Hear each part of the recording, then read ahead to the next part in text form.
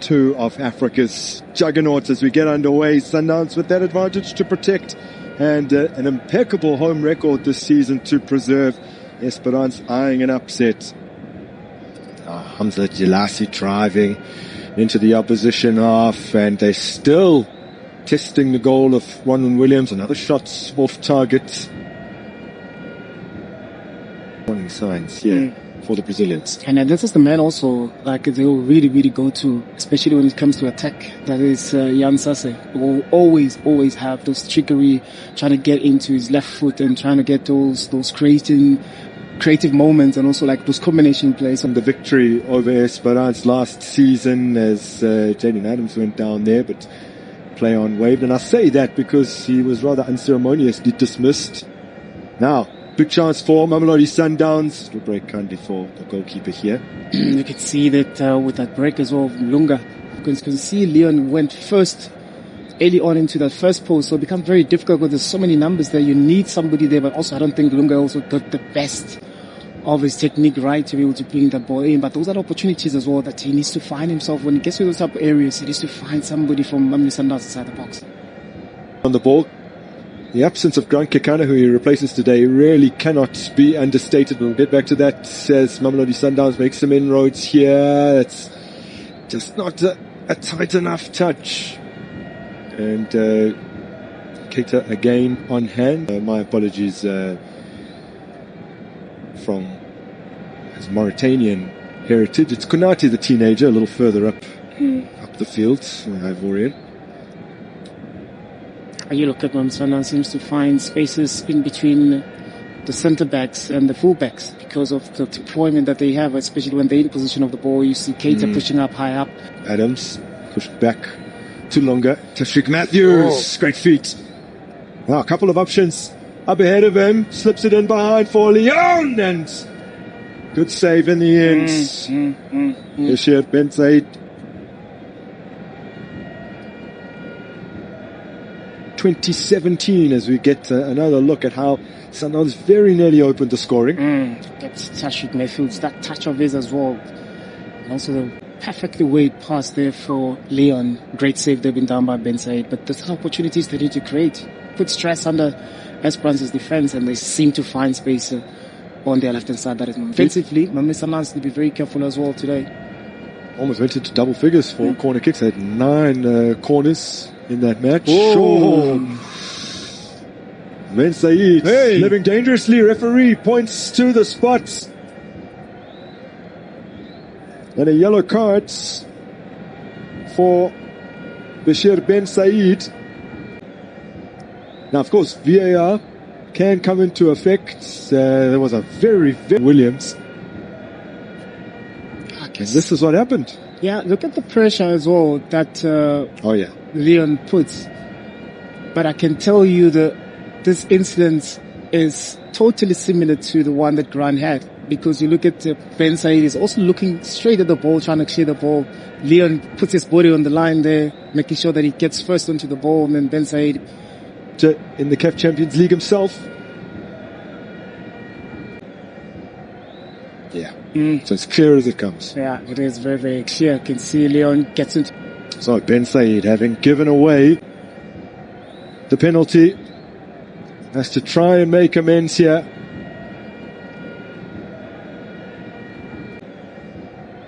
Oh, and he has, but on the follow-up, turned in, and Mamelodi Sundowns do have their 2-goal aggregate advantage. Brian Leon netting from the spot for the first time in his Brazilian's career. That's 10 goals now. Had actually missed his previous 2 penalties at his former club, but had the confidence today to take on the opportunity. Yeah, with that follow-up as well, that is high in confidence in terms of scoring goals. This was an earlier one where he really, really put his body on the line and be able to end that penalty. Certainly the first effort was not the best. Not the best at all. But you can see that unfortunate part as well. I think Ben Said, after making that save, the ball just bounces off his knee or his foot, just went straight to Leon to be able to to finish that one and, give Mamelodi Sundowns that advance scoring, and they became one of those important players. So he is now really, really enjoying his game time. Now floated in and connected with it did Dano, but it's a good take from Ronwen Williams. CAF Champions League clean sheet is 20 and 42 outings in this competition already. I doubt we'll see what we saw in the first leg from Williams, was the fact that he had more Sundowns player. The game dictated that had to be the case. As it's for the second time across the two legs, Espérance have been denied by the woodwork. Another let off for Sundowns. Again, making sure that they exploit the spaces. Look at the third man run that has been played, but that man inside the box as well, spoken about how dangerous he is inside the box. Unfortunate for him there. All he needed was a touch. I mean, there was nothing that he could do about the ball because it came on his hip. Yeah. Sundowns, they've been lucky there not to concede. It seemed like a combination of his hip and thigh there. So Dano, who hit call it the A team, the Chan team, joined Espérance at the beginning of this season.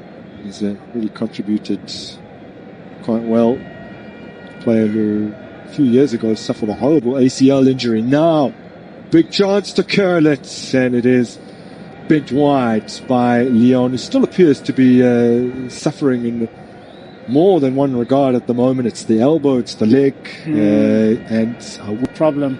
He is a menace in that, but look at how he manages to stay on side. Yeah, as well, just to try and buy himself some sort of time and space to be able to get that ball with the curler, but he was unfortunate. He just took the ball underneath, but he's always going to be the problem in and around those balls because he makes those runs. He's able to always to hold on to the ball. So those knocks, but it will be a big loss for Sundowns, but also you still have equally good strikers all on the bench, that is Rainis.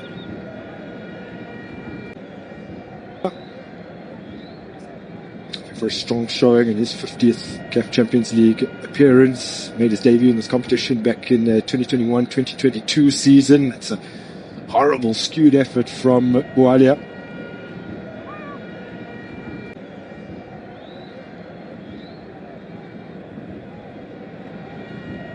Yeah, I guess also he had plenty of options to be able to play the meetings with Espérance. He had played against Morocco Swallows in the league, perhaps a little needlessly, and had been injured. I remember that game, he got injured. Now hooked back into a danger area, and the effort from outside of the box is a wayward one from a player not all too accustomed to hitting the door. Well, actually, it wasn't longer, so it is a player who is, Yeah, I could tell we also from this shot as well.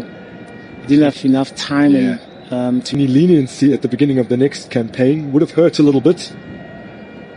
It's looking promising for Mamelodi Sundowns. Cut back brilliantly, not the best connection there. I think Jaden Adams might have scuffed that one. Matthews, Lunga. He's had it stolen off him. Promptly wins it back. Referee lets the game run. This is Matthews. Blasted off. Lunga doing very, very well there to win the ball. With Matthews there really realizing yesterday what is it that he wanted to do, but fortunately he was let down by his technique. We've seen this a couple of times in this game.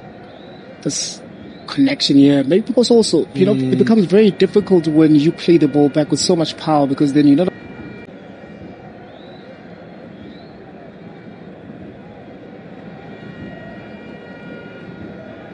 Allende pounces upon it. Good hit. Well stopped by Bashir Ben Said, but still Mamelodi Sundowns have it. This is Allende again. Leon. Quina. Leon. Adams!